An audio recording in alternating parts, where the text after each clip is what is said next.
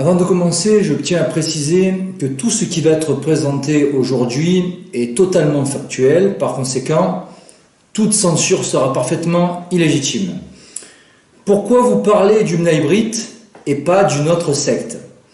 Parce que cette secte est méconnue et elle est pourtant très influente. Faites l'essai par vous-même, demandez au hasard dans la rue une centaine de personnes et vous verrez le résultat. Quasiment aucune ne connaît cet ordre judéo-maçonnique très discret et élitiste. Alors discret parce que ses membres ne doivent jamais se présenter comme Mnaïbrites, ils doivent masquer leur appartenance, et là on est dans le secret qui est propre à la franc-maçonnerie. Et d'ailleurs, dans le bulletin du Mnaïbrit de décembre 1966, on pouvait lire ceci.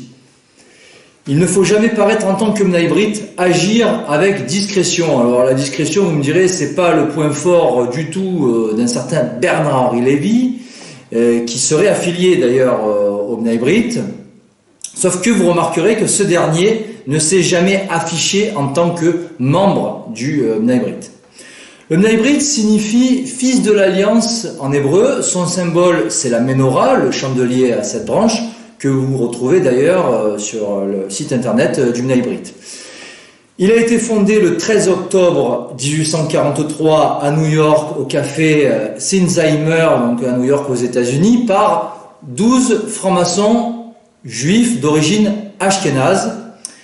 Et parmi eux, il y avait un certain Henry Jones, de son vrai nom Henrik Jonas, qui fut le premier président du Mnaïbrit International. Aujourd'hui, l'actuel président du Mnaïbrit International est un certain Charles Kaufman. Le Mnaïbrit est la plus ancienne organisation juive en activité dans le monde. Cette organisation est liée dès le départ au projet politique sioniste de Theodor Herzl. Et d'ailleurs, les tout premiers congrès sionistes qui ont été convoqués dès 1897 sous la présidence de Theodor Herzl ont été réunis par le Mnaïbrit. C'est à croire que Theodor Herzl était affilié au Mnaïbrit à cette époque. Les Mnaïbrites seraient environ 600 000 dans le monde, dont près de la moitié rien qu'aux États-Unis d'Amérique. Alors d'abord, ils se sont installés aux États-Unis, donc on l'a vu dès 1843 à New York. Donc le lobby judéo-maçonnique s'est implanté aux États-Unis et particulièrement en Amérique du Nord, puisque un peu plus tard, il y eut le Canada à partir de 1875. Plus tard, il est venu en Europe, en Allemagne, dès 1882, en Angleterre, dès 1910. Le Mnaïbrit a commencé à s'installer en Chine à partir de 1928, où des communautés juives, donc séfarades et ashkénazes, se sont réunies à Shanghai. Et il est arrivé en France un peu plus tard, dès 1932. D'après Epiphanus, dans son excellent livre « Maçonnerie et secte secrète », le côté caché de l'histoire, que j'ai avec moi, d'après Epiphanus, pas mal de personnalités importantes en France appartiennent au Mnaïbrit. Bernard-Henri Lévy, Dominique Strauss-Kahn, Jacques Attali, Robert Badinter, Simone Weil, en gros, les juifs francs-maçons influents qui dirigent la France ou qui l'ont dirigée depuis maintenant plusieurs décennies. Et il y a un nom qui n'est pas cité, mais qui est quand même important et qui est moins connu que ceux que je viens de citer, mais que j'aimerais quand même relever, c'est un certain Jean-Pierre Bloch, qui fut président de la LICRA, président de la Loge France au sein du Mnaïbrit, et aussi qui était affilié, qui a appartenu au Grand Orient de France. Et donc on voit là que ces gens ont un peu un pied dans un lobby, un pied dans un autre, donc ils sont multicartes. Donc voilà, le Grand Orient de France est une franc-maçonnerie qui est officiellement athée, le Mnaïbrit, une judo-maçonnerie, donc il faut être juif, on va le voir, et puis la LICRA, Ligue contre le racisme et l'antisémitisme, qui est officiellement un lobby qui prétend lutter contre le racisme. À l'échelle mondiale, on retrouve des personnalités très importantes qui ont appartenu au Mnaïbrit, les Rothschild, Paul Warburg, Jacob Schiff, Arthur Balfour, Alfred Milner, donc les principaux protagonistes de la déclaration Balfour, tous du Mnaïbrit, La haute finance aussi, Max Brettung, Henry Morgenthau, l'avocat sioniste Louis Brandeis, qui fut le conseiller économique à la Maison-Blanche de Woodrow Wilson il y a maintenant un siècle, au moment de la Première Guerre mondiale, le fondateur de la psychanalyse Sigmund Freud aussi, à la tête de l'État d'Israël, l'État hébreu, alors là aussi vous retrouvez des membres du Noébride, notamment Chaim Weizmann, il y a aussi Edgar Bronfman, ou encore Henry Kissinger, qui fut le conseiller à la Maison-Blanche pendant plusieurs décennies, qui a fait vraiment la politique étrangère des États-Unis d'Amérique au XXe siècle. Donc voilà, on voit qu'il y a vraiment du lourd qui a appartenu au Bnei Brit. Il s'agit d'une maçonnerie qui est exclusivement juive et élitiste.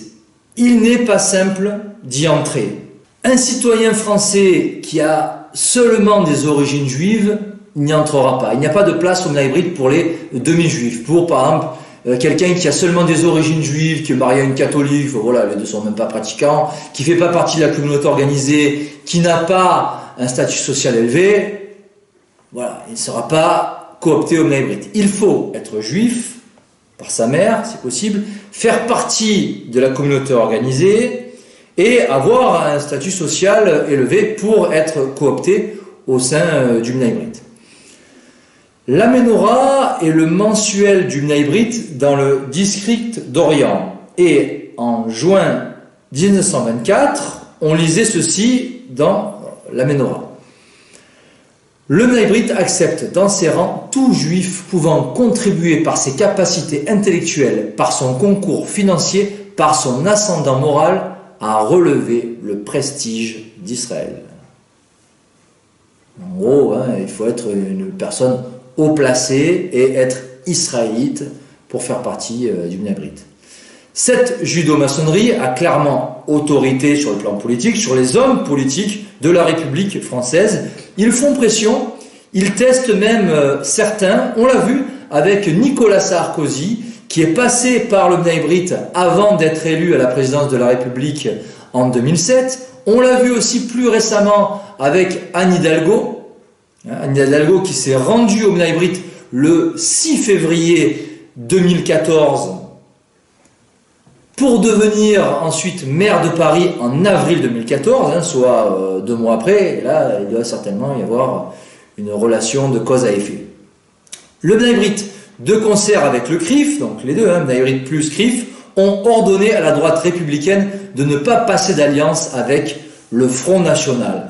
L'ostracisation du Front National de la vie politique, sa mise à l'écart, vient du Bnei Brit. Et cela a fait forcément les affaires du Parti Socialiste de François Mitterrand, je le rappelle, pendant 2 septennats, de 1981 à 1995. François Mitterrand, dont le principal conseiller économique à l'Élysée était un certain Jacques Attali. Attali qui est lui-même affilié au Bnei Brit. Et là, on voit comment ces gens-là font pour faire prendre des décisions à des partis qui sont officiellement au pouvoir pour avoir, en fait, indirectement et officieusement le pouvoir.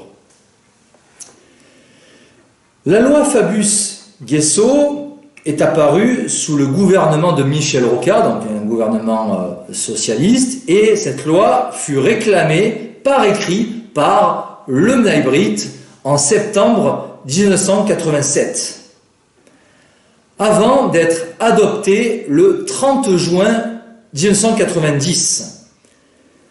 Et là, c'est quand même assez paradoxal et même contradictoire, puisque les Bnei Brit font l'éloge de la liberté d'expression, c'est sur leur site officiel, par la voix de leur président Philippe Meyer, et dans le même temps, ils sont à l'origine de cette loi Fabius-Guessot qui restreint considérablement notre liberté d'expression, et d'ailleurs, loi Fabius-Guessot, Fabius qui serait lui-même affilié au Bnei Brit. Donc cette loi Fabius-Guessot réprime tout acte raciste, antisémite ou xénophobe, tout propos jugé, en tout cas raciste, antisémite ou xénophobe, toute contestation de crimes contre l'humanité. Et en l'occurrence, à propos de la Seconde Guerre mondiale, puisque ces crimes contre l'humanité ont été définis par le tribunal de Nuremberg. Donc ce procès international qui a eu lieu à Nuremberg, qui a été fait par les vainqueurs de la Seconde Guerre mondiale pour les vaincus, fait autorité sur le plan législatif. Ça, c'est vraiment à prendre en considération. Donc, cela vaut si vous contestez la Shoah, le Fabius Guesso. Car si vous contestez le génocide vendéen ou même, par exemple, le génocide des Arméniens, est-ce qu'une association quelconque, loi 1901, viendra vous attaquer en justice via la loi Guesso? Certainement pas. Par contre, la Shoah, oui. Voilà. Alors sur le plan idéologique, on retrouve les mêmes préceptes maçonniques, donc la franc-maçonnerie régulière, donc la défense et l'éloge même des droits de l'homme, l'humanisme, tout comme les francs-maçons du rite écossais, les B'nai B'rith doivent éclairer l'humanité, ils doivent apporter la lumière à l'humanité. Ils font aussi l'éloge de la démocratie, qui, je le rappelle, est le paravent d'une certaine dictature, comme l'écrivait très bien Louis-Ferdinand Céline. Donc voilà, démocratie, droits de l'homme, humanisme. Les buts du B'nai B'rith sont ceux en fait de tout lobby judo-sioniste, c'est-à-dire la lutte contre l'antisémitisme, on connaît la chanson, la défense des intérêts juifs, la défense des intérêts d'Israël, surtout préserver l'identité juive. En cela, les B'nai B'rith, tout comme les rabbins, sont vivement opposés aux unions mixtes. Et c'est pas compliqué. Pour nous, le métissage, l'ouverture, l'immigration non contrôlée, le mélange, le multiculturalisme, donc la France multiculturelle, la France Black Number, voilà. Et pour eux, l'anti-mixité, l'anti-assimilation, l'identité 100% juive. Voilà, rester vraiment entre juifs dans le même ghetto juif. Voilà. Et d'ailleurs, à ce propos, il y a une déclaration très significative de l'ex-première ministre d'Israël dans les années 70, Golda Meir, qui avait déclaré ceci: la mixité, c'est pire que l'Holocauste. Et oui, puisque pour eux, en fait, la mixité, cela équivaut à la dissolution de leur identité et en fait la disparition en fait de la communauté organisée. Une brochure du B'nai B'rith européen demande aux Juifs de se comporter comme un peuple de prêtres, donc comme des militants du judaïsme politique, du judaïsme international, donc en fait comme des agents du Mossad qui doivent être au service du Grand Israël. Pour le rabbin Harry Epstein, le B'nai B'rith est le centre de toutes les affaires juives. Et donc là, on comprend mieux cette déclaration quand on voit les Rothschild, Warburg, etc., qui ont donc appartenu au B'nai B'rith, ou qui appartiennent pour certains encore. Cette franc-maçonnerie du B'nai B'rith est élitiste, elle est supérieure à la franc-maçonnerie régulière, donc du 33 degrés du rite écossais, et donc du Grand Orient, qui a pourtant autorité sur les autres obédiences. Et vous retrouvez le détail, d'ailleurs, de ces principales obédiences dans mon avant-dernier livre, La franc-maçonnerie, 300 ans d'imposture. Le B'nai B'rith est encore donc au-dessus de la franc-maçonnerie classique. Et il y eut d'ailleurs en 1874 un accord signé entre Armand Lévy du B'nai B'rith et Albert Pike qui, à cette époque-là, à la fin du 19e siècle, dirigeait les loges palladistes, c'est-à-dire des loges supérieures aux 33 degrés du rite écossais. Il est dirigé depuis New York, il avait vraiment un pouvoir d'influence important. Albert Pike, qui est vraiment un maître quand on étudie la franc-maçonnerie. Et donc il y a eu une sorte de fusion à cette époque-là avec le B'nai B'rith que l'on peut considérer comme une haute maçonnerie déjà depuis donc la fin du 19e siècle. L'ADL maintenant est un organe important du B'nai B'rith, c'est l'Anti-Defamation League, alors que l'EPAC est lui le bras armé financier du B'nai B'rith, qui finance notamment les campagnes électorales des candidats à la présidence américaine. candidats à la présidence américaine qui sont généralement des francs-maçons du 33e degré, donc du rite écossais, et qui sont financés, c'est officiel, hein, les lobbies aux États-Unis sont officiels, qui sont financés par donc le lobby judo-sioniste, tout simplement pour faire les intérêts d'Israël en matière de politique étrangère. Donc en gros, il n'y a pas vraiment grand-chose à attendre de ces gens-là, hein, quels qu'ils soient, hein, qu'ils soient officiellement ou d'étiquette républicain ou démocrate. Revenons en France où Bnei-Brit et CRIF, c'est la même équipe. D'ailleurs, il ne serait pas vraiment étonnant de retrouver des dirigeants du CRIF au sein du Bnei-Brit. Et inversement, on sait que Emmanuel Macron fut un banquier de chez Rothschild, Roger Kuckerman aussi, hein, les deux ont travaillé officiellement pour la banque Rothschild, et il ne serait pas étonnant, par ailleurs, de savoir que Roger Kuckerman était à la fois au CRIF, mais aussi affilié au Bnei-Brit. Tous ces gens-là sont des agents d'Israël, tous sont des agents des Rothschild. Et à ce titre, d'après le regretté Emmanuel Ratier, le Bnei-Brit est le service de renseignement des Rothschild, ce qui paraît assez logique et cohérent. Et d'ailleurs, on pourrait même établir une relation entre les 12 Ashkénazes, donc d'origine allemande, qui sont à l'origine, officiellement, du Bnei-Brit, hein, donc à New York en 1843, et les Ashkénazes, donc Khazars, hein, qui sont aussi d'origine allemande, Rothschild, Weishaupt. Hein, aussi, je rappelle que le centre de la finance apatride vient d'Allemagne. Les Rothschild se sont répandus un petit peu partout en Europe, hein, France, Angleterre, Italie, dès le début du XIXe siècle. Mais au départ, ce sont les Bauer, hein, Michel Rothschild, qui auraient mandaté d'ailleurs Weishaupt en vue de la révolution dite française de 1789. Je rappelle que 1789 a été auparavant comploté depuis l'Allemagne, Wilhelmsbad et Francfort, hein, par notamment Adam Weishaupt et ses disciples. Donc, cette haute finance apatride, elle vient d'Allemagne, d'Ashkénaz, et le Bnei-Brit aussi, hein, ce sont des Ashkénazes d'origine allemande, qui se sont établis d'abord à New York. En France, le président du Bnei-Brit est actuellement Philippe Meyer. Il a participé il y a quelque temps à une conférence en novembre 2018 qui avait pour thème la lutte contre le racisme et l'antisémitisme sur Internet. Et là, on voit que ces gens-là sont vraiment obsédés par ça. Ils voient des antisémites partout, hein, c'est dingue. Et d'ailleurs, on peut encore faire une relation. C'est que le Bnei-Brit organise une conférence sur donc le racisme, l'antisémitisme, la haine en fait, sur Internet, novembre 2018. Et un an après, nous avons droit à la loi Avia, qui a été qui vient d'entrer en vigueur le 1er janvier 2020. Drôle de coïncidence. Hein.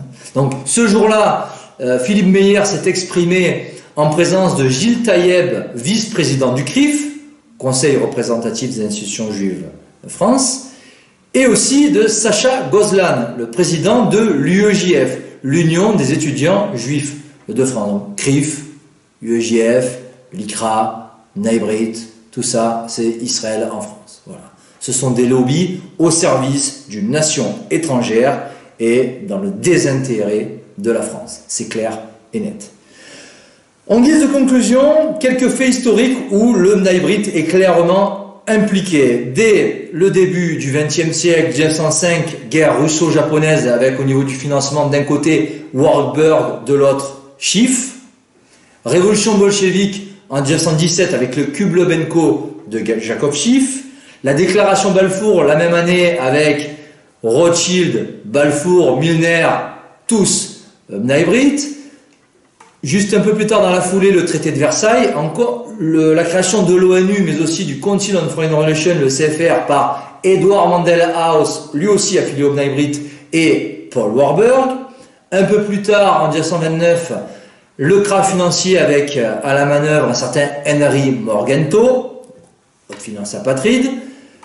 Financement des deux premières guerres mondiales, on retrouve encore des membres du Bnei-Brit. Plus tard, dans les années 60, de 1962 à 1965, le Concile œcuménique de Vatican II, avec la pression du Mnabrite de l'extérieur par l'historien juif Jules Isaac, et l'infiltration de l'intérieur par le cardinal Béat, de son vrai nom cardinal Béard, l'ADL aussi qui a fait pression notamment sur Mel Gibson et son film La Passion du Christ, pour qu'il retire certains passages voilà, qui les dérangeaient.